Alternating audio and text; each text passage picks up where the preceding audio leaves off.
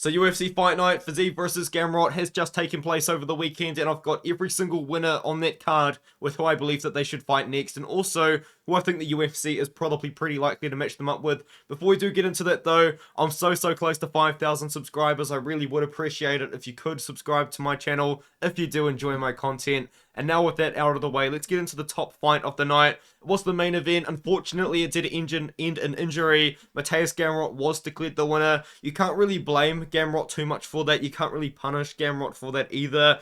But I don't think that we can really give Gamrot a jump up in the rankings because the guys above him in the rankings probably won't fight him. And they're also booked up a little bit in some cases. Like we've got rumors of Dariush versus Sarukian. And even then, Gamrot's fought both of those guys as well. He did call out for Charles Oliveira. Maybe if Charles Oliveira lost to Islam Makhachev, he would look at Gamrot as someone that he'll be willing to fight. But I think maybe a little bit more realistically, it's Grant Dawson versus Gamrot. I mean, Dawson fights next weekend at the time of me making this video. And I think that this fight would make sense. It would be a wrestler versus wrestler matchup, and it would cancel out one of the top wrestlers in the division at the top of the weight class. The winner of this one would absolutely move on to a top 5 opponent. For Gamrot, though, I know that he did beat Jalen Turner on short notice and then just beat Fiziev. I just don't see the UFC giving him a top 5 guy right now. I think if he beat Grant Dawson, though, that's when he would get his top opponent. But unfortunately for Gamrot, I just don't see someone like, you know, maybe like Justin Gaethje or Dustin Poirier screaming out for that fight. I just don't see that happening. So I think we're going to go with Gamrot versus Dawson. As for Bryce Mitchell, he just beat Dan Ige in a pretty close fight. Now, he is a grappler, he's a wrestler grappler, and I've actually matched him up with another wrestler grappler who is ranked number 3, so rankings-wise, this doesn't make too much sense, but it is Brian Ortega. Brian Ortega hasn't fought for over a year. I mean, I do understand that he did injure his shoulder against Yair Rodriguez, but I'm sure now he's probably pretty healthy and maybe ready to get back in there. I'm not too sure what his status is, but I do believe that this would be a very good matchup for Ortega to come back. Decent stylistically because both Ortega and Mitchell are grapplers, so I think we would get a pretty good grappling matchup here. I think it is a fight that does make sense. And now the next one is Marina Rodriguez. She just beat Michelle Waterson-Gomez pretty badly, beat her up, show that she is levels above kind of that level of competition in the UFC women's strawweight division. But if you do look at the women's strawweight division top 10, they're all booked up. I was even looking at like a Jessica Andrade matchup, but she's matched up with Mackenzie Dern. I was looking at maybe a Dern matchup again, but that didn't happen either because she's matched up with Andrade. The point is, a lot of fighters are either sitting out for certain reasons or they're booked up. So I think she's going to have to fight down in the rankings again against a girl that has also beaten Michelle Waterson and Luana Pinheiro. I think this fight makes sense. I mean, it would be fighting down in the rankings again, but I think at this point, Marina Rodriguez probably does have to fight down in the rankings because she did go on a losing streak just then. So Luana Pinheiro makes sense to me. She probably would beat Luana Pinheiro pretty easily, but I do think it is a fight that does ultimately make sense. Brian Battle just got a pretty good win over AJ Fletcher. He did struggle a little bit at times with this matchup, but it was pretty smooth sailing for him. I thought he looked quite good.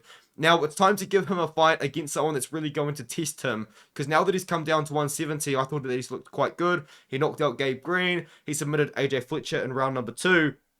And before that as well, he did get a win at 170 over Takashi Sato by KO due to a head kick. So now let's give him someone that's really going to test him, and I think that fighter that's really going to test him is Phil Rowe. Now, Phil Rowe just come off of that loss to Neil Magny, but before that, he was on his own streak. If Brian Battle can get past Phil Rowe, then we're talking about some pretty big matchups potentially on the horizon for Brian Battle. I think we see Brian Battle against Phil Rowe. I think this would be a good fight. I think it would be a very intriguing fight. I think it would be quite evenly matched as well, because both guys do fight in a pretty similar sort of style. They both are pretty rangy strikers, so I think we would get a pretty good fight on our hands. I think you could do this matchup relatively soon, maybe at the end of the year, maybe at the very start of next year potentially. Now we can move on to Charles Jourdain. Charles Jourdain called for Cub Swanson. Maybe the UFC will do that. I'm not too sure if they will. Now, Charles Jourdain has gone on a pretty good win streak. He just beat Crone Gracie, and then he did just go out there and beat Ricardo Ramos by round 1 submission, which is very impressive. But the thing about Charles Jourdain is before that, he was on a losing streak. So we can't really jump him up the rankings too much. So what I've done is I haven't given him Cub Swanson. Maybe the UFC does that.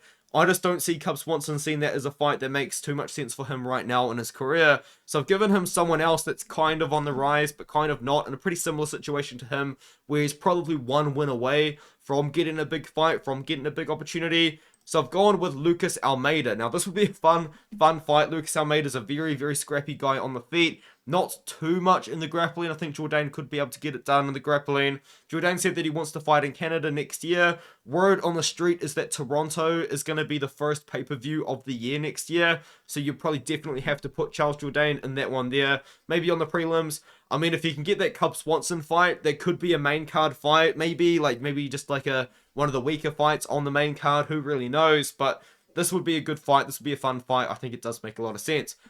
Now, as for Miles Johns looked really, really good against Dan Argueta, in my opinion. I rate Dan Argueta quite highly, and Miles Johns, in my opinion, had a performance where I think that he is deserving of a guy that is going to get him up the rankings and put him in a pretty good position. So I've gone with Taylor Lapilus. Now, Taylor Lapilus, he did recently just come back to the UFC. He just beat Kowlin Loughran, and that kind of was made short notice in a bit of a weird sort of situation.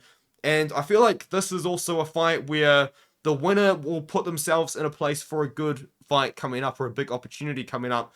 Miles Johns versus Taylor Lapilus. Taylor Lapilus is 19-3 as his overall record. Just come back into the UFC. I think the winner of this fight would go on to probably have, maybe not a ranked opponent, but an opportunity to fight someone just borderline ranked, which would then give them the ranked opponent, or just a big fight in general. I think that one makes a bit of sense. Now we've got Tim Means, who just knocked out Andre Fialho in a very fun fight. He got fight of the night for this one here. I mean, he was hurt at times, and Tim Means was hurt at times. Andre Fialho was getting hurt at times. Absolutely fantastic fight. Unfortunately, Andre Fialho will probably not be in the UFC anymore. And Tim Means, he's an older guy, you know. He's almost 40 years old. I don't really want to see Tim Means in there with young up-and-coming guys anymore. I know Andre Fialho was a guy that Tim Means probably had a pretty good matchup against. I did pick Fialho to win that one, though. I don't want to see Means in there with young up-and-coming dudes. Let's do a veteran versus veteran matchup. Let's do Tim Means versus Matt Brown. Now, Matt Brown really wants to be on the UFC 300 card, it seems. So, you've either got to do this fight soon or wait a long time for UFC 300 potentially. I don't really know what the UFC might do schedule-wise with this matchup, but Tim Means took a lot of damage. Matt Brown's an older guy. I don't really see Matt Brown wanting to sit around for 6 months, so maybe they do this at the start of the year next year, and then the winner can be on that UFC 300 card, maybe against like Jim Miller or something like that. I think this is a good fight though in general. Now we've got Cody Brundage. He did win against Jacob Malkoun due to disqualification. There is a lot of controversy with this one here. I think that it was a DQ. I mean, at the end of the day, I understand that the elbow didn't necessarily land, but it was, like, what was Jacob Malkoun doing throwing an elbow from that position? You know, like, and the thing is as well, he was throwing shots to the back of the head kind of throughout the fight as well. I think that the intention of that strike was to go to the back of the head. The position that Malkoun was in, and he threw an elbow. It wasn't like he threw a punch and the punch kind of just happened to hit the back of the head. It was something that he threw the elbow. Like, what are you doing throwing an elbow from that position? Like, I just think it was really, really bad decision making from Jacob Malkoun. It was a pretty blatant foul. The intention of the shot was there. Yes, the shot wasn't like super brutal. Maybe like Aljo getting kneed by Jan when Jan put a lot of power into it. It doesn't really matter. The thing is, the intention was there. So, yes, Brundage did win the matchup due to DQ. And I've given him a pretty good matchup. Now, the thing about Cody Brundage is he's not really in the most exciting fights. His fight IQ is pretty bad. His fights are just hard to watch in general, I'm going to be honest. But the thing is, the UFC probably loves Cody Brundage because Cody Brundage is the kind of guy that won't say no to a fight, and he will fight anybody on short notice. I think his last 3 fights, he's accepted on short notice. Like, he's just always in there. I think he's going to sign a new contract, and they can give him Valentine Woodburn, which is a very good matchup for Brundage. I think Brundage will probably beat Woodburn probably pretty easily as well, and then they can just go back to calling Brundage up as their main guy to take short notice fights. So that's the fight I put together. As for Malkoun, to be honest with you, I think Jacob Malkoun's fights are probably some of the most boring fights you're ever going to see in the UFC, so I actually don't really care who he's going to fight next. Now we can move on to Mo Usman. Usman is making rapid improvements. Mo Usman coming into the Ultimate Fighter is not the same fighter that's fighting right now. Yes, the fight against Collier wasn't the most exciting, but I thought Usman looked like a very capable heavyweight in that matchup. I thought he looked even better in that fight than he did against Junior Taffa. So let's test him a little bit. I'm seeing people say that we should give Mo Usman a ranked opponent and all this. There's definitely other fighters out there that have been more deserving of a ranked opponent. So let's give him a guy where if he can win this fight, yes, he can get a ranked opponent. Let's give him Carl Williams. Now, Carl Williams is 9-1, I believe. I believe he's 2-0 in the UFC as well at heavyweight. This would be a good matchup. Both guys are wrestlers, so let's kind of see who can win that one. I think that'll be a very intriguing fight, and the winner of this fight could absolutely go on to fight a ranked opponent after that. So I think that this is a good matchup. It's kind of like a prospect versus prospect fight at heavyweight. So let's do it. Mizuki Inoue come back after a very long 3-year layoff. She defeated Kana Goldie by decision. Pretty good performance from Inoue. There was a few like bad fight IQ moments when she was clinching when she probably shouldn't, but she did win the fight. Let's give her Elise Reed. Maybe she could take on Elise Reed on that fight in China, that card in China maybe. I don't think she's from Japan, but you know, it's still from Asia, so she'll have a somewhat home crowd. So let's just do this. Let's do Inoue versus Reed. I think it makes sense rankings-wise as well.